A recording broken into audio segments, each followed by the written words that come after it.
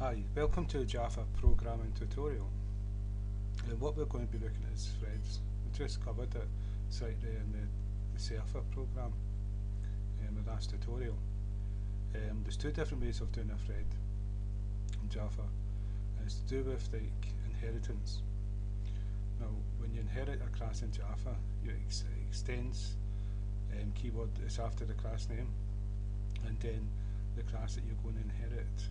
Now, there's a rule in Java program that Java only inherits one class, and so if you already got a class that inherits a class, it means that you can't inherit the thread class. So there's another way of doing it, and it's using the implements. We've already used implements in the past to use it for action listening and things like that.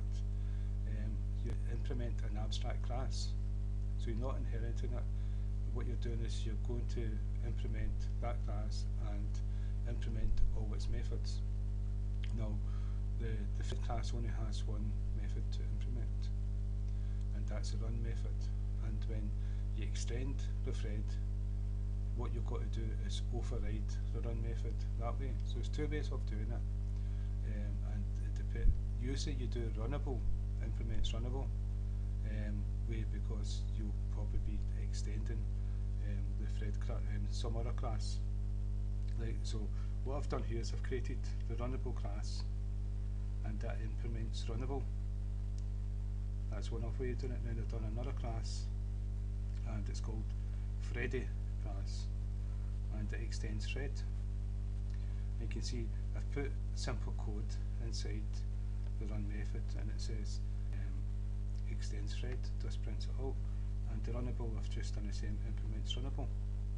So there's two ways of doing it. And so I created a main, a class with a main method inside it. But I've not created, I've still got to type that out. So public static public void static void, I'm not too sure now, void main string args.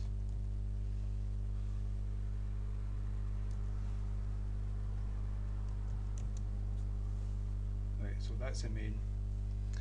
So all we need to do, we'll do the thread. What we'll do is we'll make an instance of thread. So we're going to do this class here. So extends thread, and so what we do here is we create an instance of this class. So it's called Thready class. That's spelled right.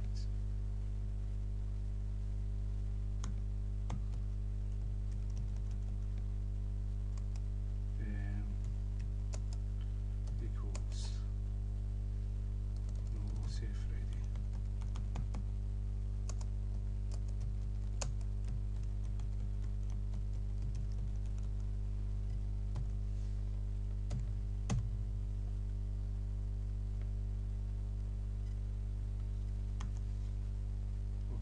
So that's us made an instance, and we access it with the name thread.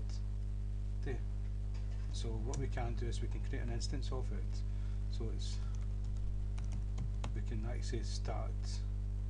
Now we've got the instance. We can go start,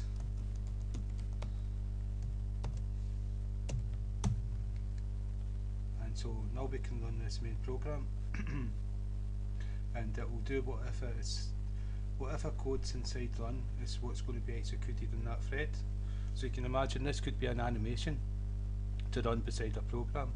It could be like behind the scenes code to read information from a file.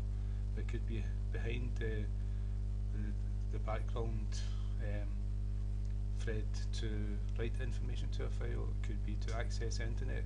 It could be anything, just that you don't. It's going to be run at the same time as your normal program. So if we run the program, you can see it's executed that run program. And so what we've done here is we extend thread, and we overridden the run program. That's the thread way of doing it. But this other way is the Runnable, is to implement Runnable instead of extend thread. And so there's an extra step involved. There's an extra step involved in Runnable, and so Runnable is like the class, make an instance of the class.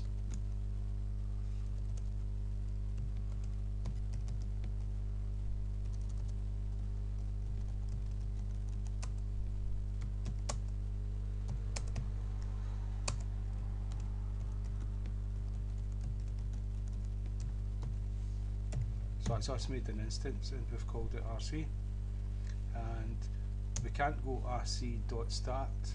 What we've got to do, because we've implemented Runnable, have a thread object. This way when we extend thread we already have a thread object, so we don't need to create a thread object. But with the Runnable, because it's implemented, we have to implement Runnable, which is a run method, and then pass this to the thread that we create the main. So what we're going to do is create a thread,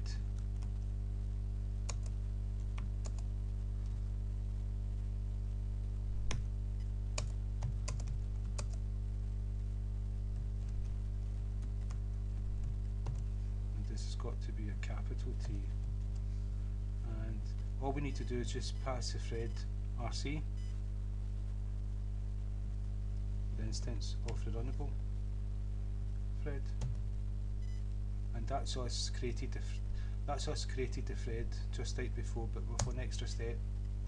We created an instance of Runnable class and we created a thread, which we didn't have to do with this one because it was already done by the extension. And so now we can access it with the TD, the thread. So TD dot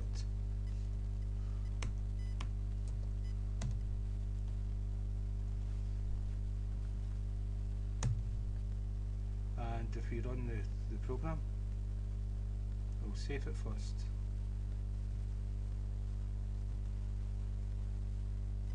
And you can see implements Runnable from the run program, and so we can have as many like instances as we want made, and so that could be T1, T2, and so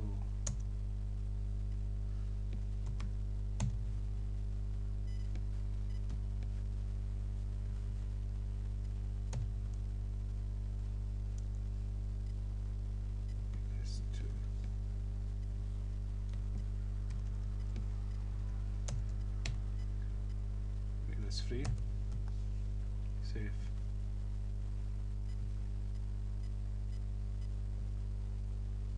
Yeah, we've not created this one yet. Yeah, just get the numbers wrong, that's all. 2.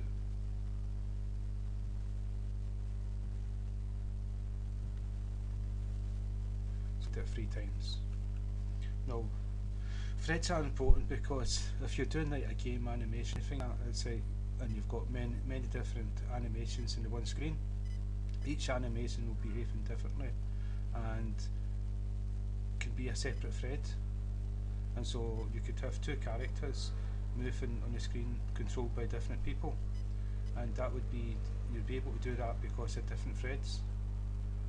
You can also use threads for writing to files, reading from files, checking for internet connections and connecting and receiving data from the internet while your program's running. The user's not aware of this going on, and so instead of having one program, you can have many programs running at the same time, so it can be quite useful. So there's 2 different ways of doing a thread. It's implementing Runnable and extends. It's the 2 different ways, and both do the same thing, but what you've got to remember is the key is what's executed in a thread is the code that's inside run, and run doesn't return anything, and it doesn't take any parameters. It's a public void method, and no matter what way you do thread, extends or implements, you've still got to put the code inside run. And you start the thread with start method, the start method. So that's the two different ways of doing a thread. So again, thank you for your time, and if this has helped at least one person, then I'm very happy. Right, so thanks very much.